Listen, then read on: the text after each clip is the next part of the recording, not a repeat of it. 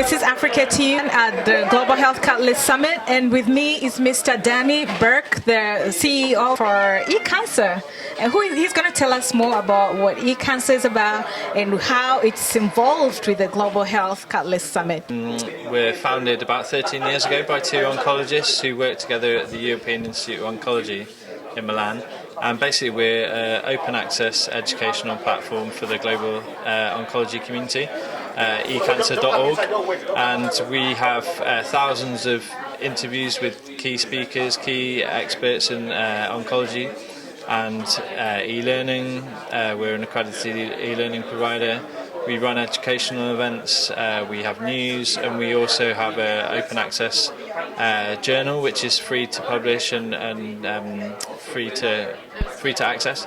So really the ethos of eCancer is to break down the barriers to education globally and to with a goal of improving patient care and outcomes. So, are your journals in different languages? Yeah, so some of the content that we have is in different languages. So, for example, some of the e-learning content that we have is in various different languages. We have quite a few different European languages, but then also we have some Indian languages, and so we have French and English, which I guess for Africa are most appropriate.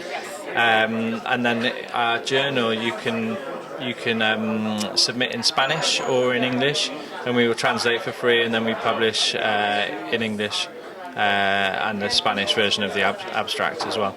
Oh, that's excellent. So who contributes to your journals? So thousands of people. I mean, we're hugely grateful to all of the different contributors who help us out on a yearly basis. But really, the experts who we interview, we go to all the leading conferences around the world, and we interview the experts, so they contribute with their expertise and knowledge. Really, we're a platform for sharing other people's expertise and knowledge. And so we have authors who contribute journal articles, and then we have peer reviewers who will contribute to that.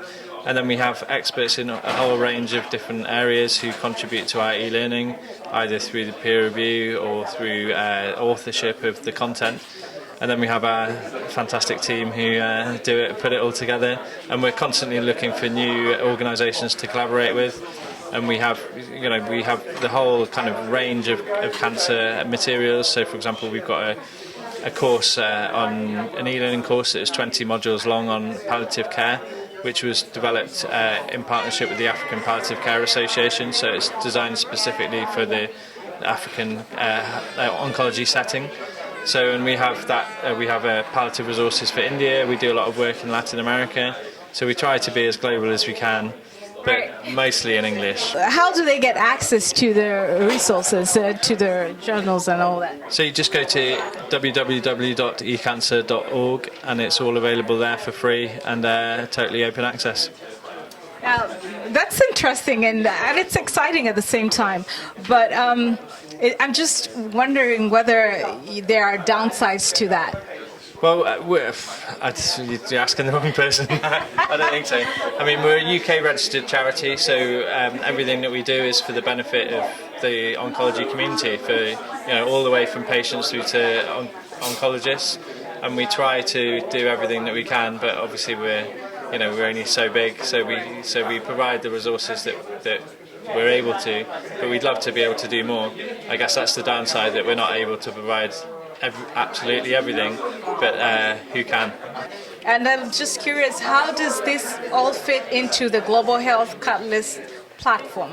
Well, we're lucky enough, one of the organisers, Eduardo Kazap, is the editor-in-chief of our journal, so he's invited us along to get involved, and really it's about looking at how we can collaborate with all of the different amazing initiatives that are going on at this meeting, because we have a huge amount of educational resources which are available for free, but their own educational resources are only useful if people are using them. So exactly. So you can have the best e-learning course in the world, but if no one takes it, it's useless. So we want to get the message out there that all these resources are available, and also look at how we can develop, mutually beneficial collaborations with all the different organisations who are here, so that we can provide the educational resources which are useful for them, and in a thriving environment, and get as many people using them as possible.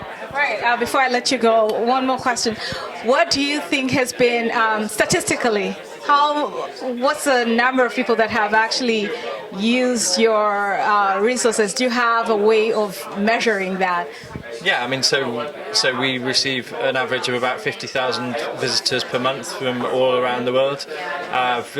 Videos, we have about 7,000 video interviews with key experts that have been viewed over 18 million times. We get hundreds of experts every month accessing our e-learning resources. So we've got quite a large audience, and it's like a flourishing and active and engaged audience who come back to our resources month after month because they're available for free and hopefully useful. Well, thank you so much for your time, and I look forward to interviewing you again, probably next year. Lovely, thanks very much.